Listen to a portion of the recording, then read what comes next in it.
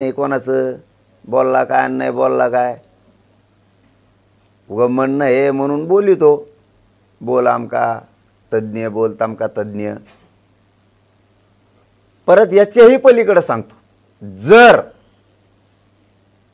वाटतच असेल आणि गैरसमजच वाटत असेल तर तिथं आलेल्या मंत्रिमंडळाला स्पष्ट सांगितलेलं आहे, बघा बरं का मराठा भावानो, यांना तुमच्यात मयातली दुरी निर्माण करून तोडायचे एकमेकाला। मी एकदा तुमच्यापासून बाजूला गेलो की वाटोळं झालं, ही यांचा उद्देश। आणि मी प्रखरपणानं फक्त आणि फक्त मराठा समाजाच्या लेकी बाळीचं पोराबाळांचंच कल्याण करतोय। आणि मग आता हे विषय संपेतच आणला ह्या मनोज जरांगेनं। पश्चिम महाराष्ट्र मराठवाडा जर आरक्षणात गेला तर खाली काय राहिलं? आपल्याला बोंबलायला काही मिळवायला काही नाही राहिलं। त्यामुळं कुणीही विश्वास ठेवायचा नाही। पुन्हा तेच सांगतो की मी का वाटोळं करील तुमचं, याच्या पुढचं सांगतो, जर असनच गरीब मराठ्याला काही शंका या असल्या या बारुळ्या लोकांमुळं, संभ्रम निर्माण करणाऱ्या लोकांमुळं, यांचे हात पाये मन आणि मस्तक कवाच आपल्या बाजूने चाललेलं नाही। यांचं कधीही मन मस्तक, यांची बुद्धी आणि विचार आणि संस्कार मराठे सोडून सरकारच्या दिशेनं पावलं गेलेले आहेत। सरकार कोणचं असू द्या, हे त्याच सरकारकडून बोलते। ठीक आहे, काही देणं घेणं, त्यांना आपलं महत्त्व द्यायची गरज नाही, सोडून द्या। मी आहे ना, जिवंत आहे तोवर मी तुमचं वाटोळं करायचं असतं ना।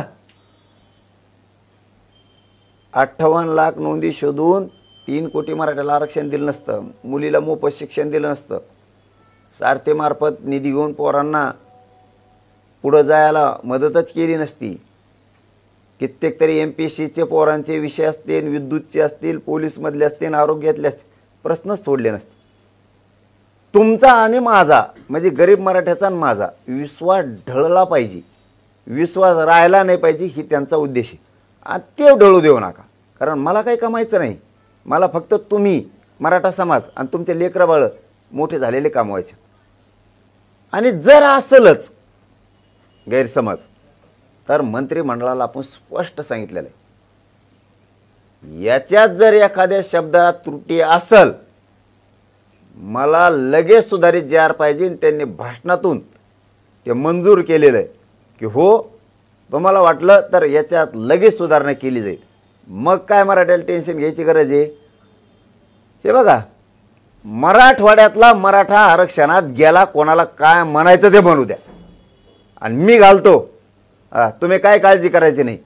फक्त एक काम करावं लागेल, हे मुद्दाम सोशल मीडियावर बोलत असले तर इथून मग आपण यांना उत्तर देत नव्हतं, आता यांना द्यावं लागणार। यांनी आयुष्यात काय केलं? मग काय केलं तुम्ही आयुष्यात समाजासाठी?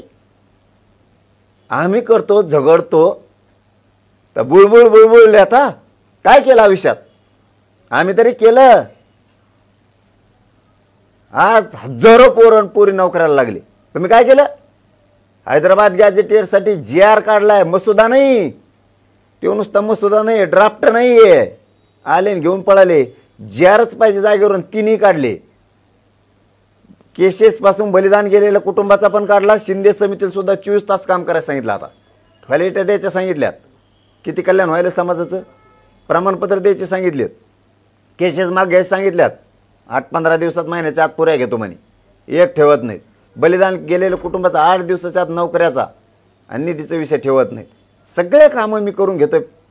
फक्त शेवटचं सांगतो, माझं समाजाला एवढंच म्हणणं आहे, संयमी आणि शांत राहा आणि विश्वास ठेवत जा। मला माहिती आहे जे बोललेत त्यांच्याकडून तुम्ही बोलला नाहीत आणि बोलणार बी नाहीत, कारण त्यांनी आत्ता वाटोळंच केलं आहे। दिलं तर काहीच नाही, 70-75 वर्षात 45 वर्षात मी तरी दिलं, त्यामुळे तुम्ही विश्वास ठेवतच नाही आहेत। त्याबद्दल दुमत असण्याचं काहीच कारण नाही। पण माझं एक म्हणणं आहे, सगळा मराठवाडा पश्चिम महाराष्ट्र आरक्षणात जातोय, जाणारे लेकरा बाळाचं कल्याण होणार आहे। आणि ते बघा तुम्ही टप्प्याटप्प्याने कसं जातं आहे।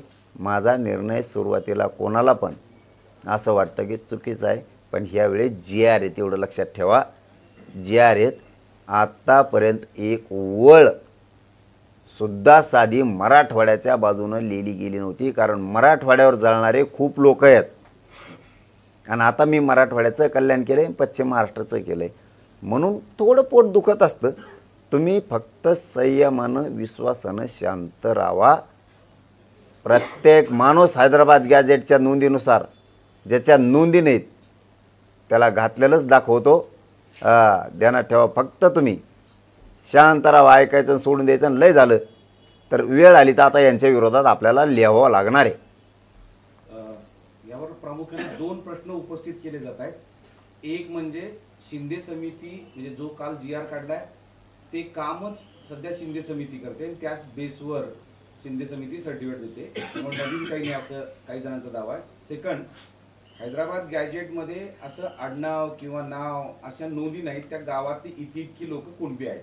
मग कागदच आधार नाही एखाद्या व्यक्तीचं नाव किंवा त्याचं आडनाव किंवा त्याची वंशावळी, तर मग मिळणार कसा, असे दोन प्रश्न उपस्थित केले जात आहेत. आणि त्यामुळं मराठे जिंकले पण तहात हारले अशी सध्या चर्चा सुरू झाली. हे शब्द त्यावेळेस सुद्धा तसलेच होते. शिंदे समिती गठीत केली त्यावेळेस सुद्धा हे लोक असंच म्हणले होते, काही उपयोग होणार नाही, शिंदे समितीचा काय उपयोग होणार नाही. तरी 3 करोड मराठे आरक्षणात गेले, यांचे तोंड बंद झाले. त्यावेळेस